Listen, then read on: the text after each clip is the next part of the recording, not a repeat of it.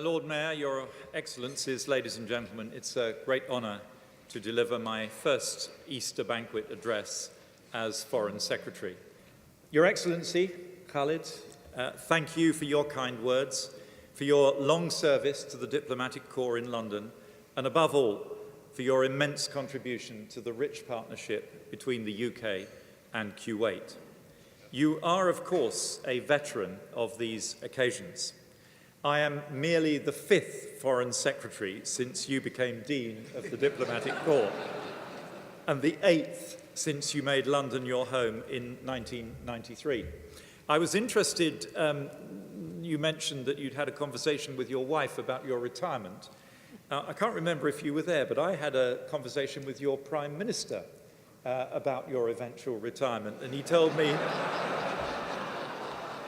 He told me it can never happen because having attained the primacy that it has in the order of precedence in London, Kuwait was not going to give up that role at any time. So, Khaled, I'm afraid you're condemned to a life sentence.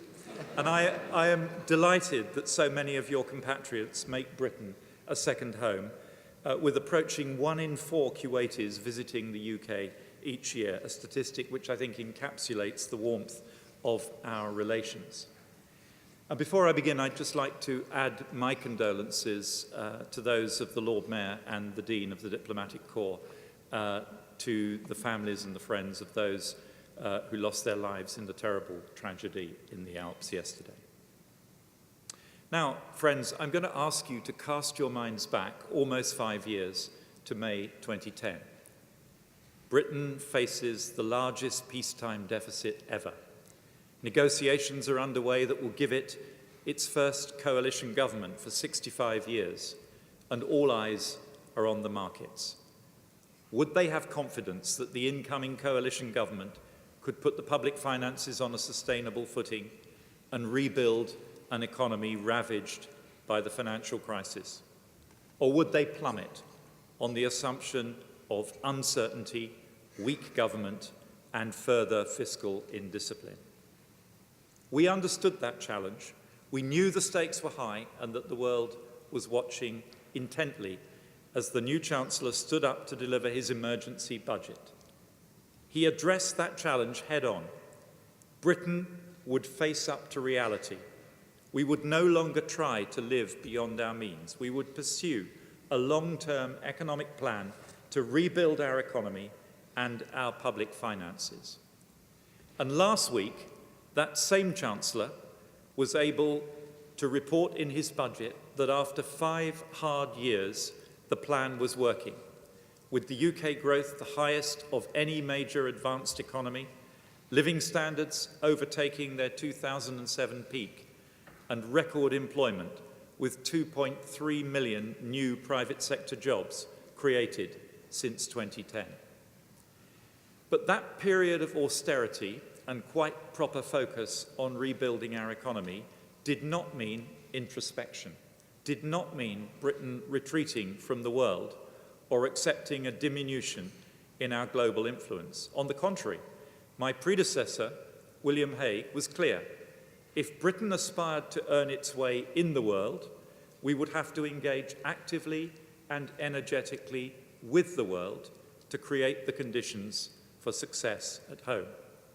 And he was clear that Britain would have to adapt rapidly to a fast-changing world, characterized by a redistribution of economic power and opportunity east and south, the emergence of new security threats and new forms of conflict, and the expansion of the sheer range of opinion formers and decision-makers shaping the international agenda, a phenomenon he called the networked world. In a series of speeches at the start of this Parliament, he set out how the government would systematically pursue a long-term foreign policy to extend Britain's reach in the world, to strengthen our bilateral relations and harness the appeal of our culture and heritage to make the most of the 21st century's opportunities, to promote our prosperity, to protect our security, and to project our values throughout the world. And I want tonight to assess our success against the challenges we set ourselves and to review what the future is likely to hold for us. The core challenge back in 2010 was to reshape Britain's mechanisms for exercising global influence to maximize our reach and effect in this rapidly changing and complex external environment. We resolved to pursue our priorities, mindful that as an open trading nation, Britain has a huge stake in successful globalization. Our long-term prosperity depends on distant emerging powers making a successful transition into stable, open, modern economies, and our ability to maximize new opportunities for trade and investment. The safety of our streets depends on successful international efforts to tackle cross-border terrorism and crime, which originates thousands of miles away. And the future of our children and our grandchildren depends on solving the global climate, energy, and resource challenges of our time, issues which no one nation could resolve on its own.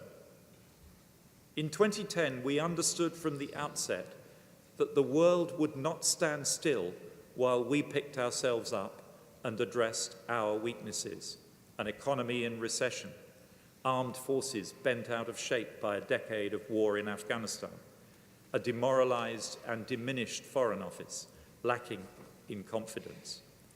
And we knew that in a world laden with risk, yet rich in opportunity, successful nations must be active and engaged, not in retreat and on the defensive. Nations clear about where their own interests lie and capable of pursuing them through collaborative partnerships that span the globe, the agenda setters and the weather makers. In short, we knew that only the vigorous pursuit of sustainable global security and prosperity could serve our enlightened national interest. So we set out determined to protect our position in the hierarchy of nations.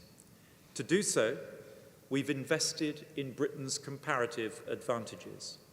Above all, as the Chancellor reminded us last week, we have implemented a long-term economic plan so that Britain can now again walk tall in the world. We've been overhauling our infrastructure, investing in skills and slashing costs for wealth generators and job creators through low inflation, low interest rates, and the lowest corporation tax rates in the G20. The Foreign Office has made a vital contribution to that plan, establishing the promotion of national prosperity as a central task of our diplomacy, supporting British business to land major deals and helping Britain retain its position as the #1 destination for inward investment in Europe. Secondly, we've addressed new security challenges and consolidated our position as one of the world's major defence powers, eliminating the £38 billion black hole in the MOD's budget and setting out a £163 billion programme of forward investment to ensure that our armed forces have the very latest cutting-edge equipment to keep Britain safe, including building the 2 largest ships the Royal Navy has ever had, the Queen Elizabeth-class aircraft carriers. And thirdly, we have restored, re-energised and reinvigorated our diplomacy.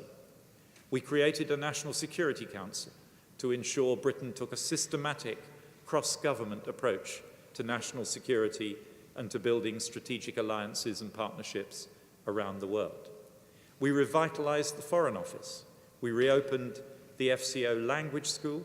We launched a new diplomatic academy, and we deployed more staff to the fastest growing regions, upgrading existing posts and opening new ones, so that Britain now has the right people with the right skills in the right places for the 21st century. Indeed, the expansion of our diplomatic network in China under this government has helped UK exports to China more than double in the last 5 years, and over the same period, Chinese investment into the UK to grow more than 10 times. And as well as making the FCO a leader amongst its peers in using digital tools, tweeting in 33 different languages. We've also been focused on turning our immense soft power into hard advantage. Our language is the world's language. Our time zone gives us global reach. With the BBC a benchmark among world broadcasters, 4 universities in the world's top 10, more Nobel Prize winners than any country bar the US, and an unrivaled history of democratic, legal, and political development, which we celebrate this year, the 800th anniversary of the sealing of Magna Carta, we could not ask for better material with which to work. So through our network of embassies, consulates, and missions around the world, we've been busy promoting the many advantages of doing business in and with the United Kingdom, and through our Great Britain campaign, converting those advantages into investments, jobs, and contracts. Thanks to the policies we've pursued and to our continued membership of a unique interlocking set of multilateral bodies, Britain remains one of the few countries in the world that can help set the global foreign policy agenda. We did so in Lough Erne, where we led a G8 summit that broke new ground on trade, tax, and transparency, and launched the EU-US Free Trade Association negotiations. We did so at the NATO Wales Summit, where the biggest ever gathering of international leaders on British soil agreed to embark on landmark reform of the NATO alliance, to reverse the decline in our defence spending, and to scale up our readiness to respond to any threat in the wake of Russia's aggression in Ukraine. And we have done so in London repeatedly, in international conferences on a range of topics, from cyberspace through Afghanistan to ending sexual violence in conflict, to name just 3. In Europe, we've secured safeguards for Britain in financial services regulation, including the double majority voting principle. We've secured the most ambitious programme of deregulation in EU history, including implementing a third of the deregulation recommendations of the PM's Business Task Force in only 1 year. And we've achieved the first ever cut to the EU's multi-annual budget, saving billions of pounds of taxpayers' money. And beyond the EU, we've been at the heart of global coalitions, working with NATO in Afghanistan to help that country reach the momentous point last year when it could provide its own security and achieve the first peaceful transition from one democratically elected president to another. Leading the international response to Ebola in Sierra Leone, and playing a central role in the global coalition against ISIL, checking its advance in Iraq and supporting the painstaking task of reclaiming the territory it has occupied. And we've also been working with France, Germany, the US, China, and Russia in pursuit of an historic agreement to put nuclear weapons beyond Iran's reach. In the last few weeks, our negotiators have made substantial progress. Agreement is deliverable if we continue on this track. But to reach it, the time has come for Iran now to show flexibility and to take some tough decisions. Iran must commit to a comprehensive, durable, and verifiable deal, a deal that ensures Iran's nuclear program remains exclusively peaceful. There will no doubt be difficult decisions required on all sides in the coming days and weeks. For our part, I remain clear that no deal is better than a bad deal. But we should also be clear-eyed about the alternative. No deal means no restrictions on enrichment, no restrictions on research and development, and no independent monitoring or verification. No deal means a fundamentally more unstable Middle East, with the real prospect of a nuclear arms race in the region. So now is the time, with our key allies, to build on the recent momentum, to press Iran where differences remain, and to strain every sinew to get a deal over the finishing line. The door to a nuclear deal is open, but Iran must now step through it. Britain can stand tall in the world once again, confident that it is playing its part in maintaining peace and stability. But the world has not become any less dangerous or uncertain. To our south and our east, violent Islamist extremism is destabilizing countries in North Africa and the Middle East, with a direct impact on our security at home. Meanwhile, our own security and that of our neighbors in Eastern Europe is menaced by President Putin's flagrant disregard for international law in Ukraine. Although the world is more uncertain today than it has ever been, we can clearly identify the three major foreign policy challenges that will likely face us as we move into the next Parliament. First, the challenge from Russia. Secondly, the generational struggle against Islamist extremism. And thirdly, reforming the EU so the British people can support our continued membership of it. And let me take each of these in turn. Russia's illegal annexation of Crimea and its aggression in eastern Ukraine are both attacks on the international rules-based system.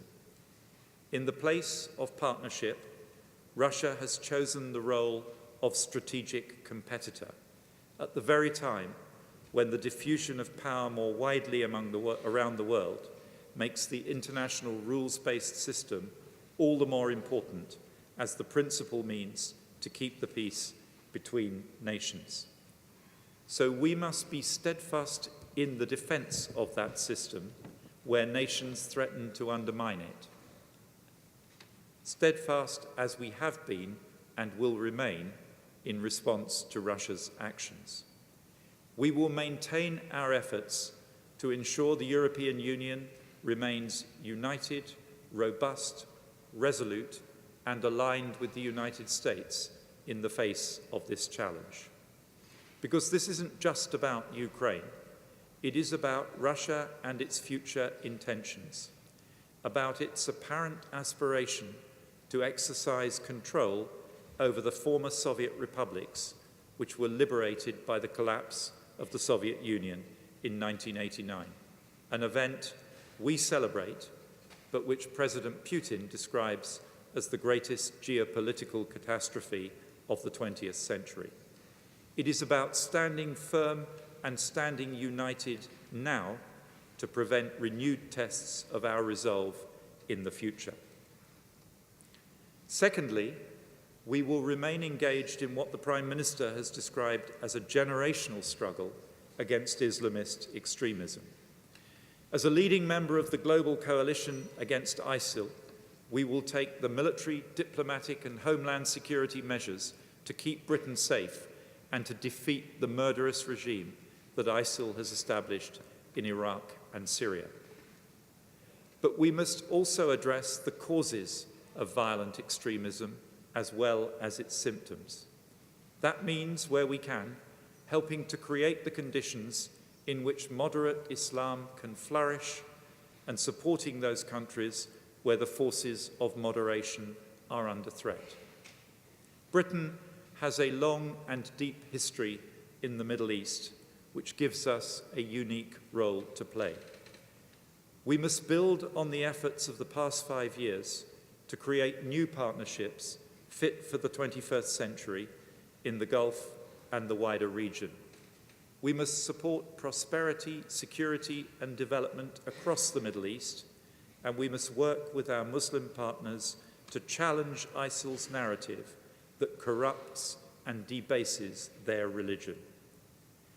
These aims are mutually reinforcing, critical to creating the conditions for the sustainable and inclusive economic growth, which is the best long-term defense against radicalization. And thirdly, the moment is fast approaching when the European Union must define its response to the pressures and opportunities of globalisation and answer British concerns about fairness, effectiveness and balance between Brussels and national capitals. As Foreign Secretary, I have visited all but 2 of the member states of the European Union, and the bad news for the 2 lucky escapees is that I'm going there next week.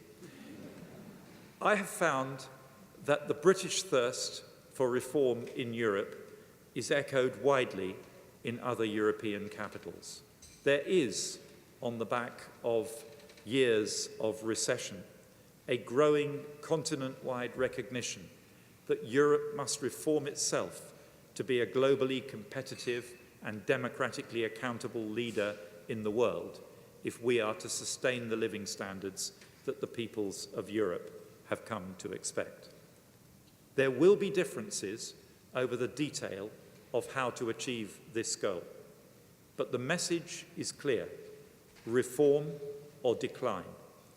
The rest of the world will not wait for the EU to get its own house in order.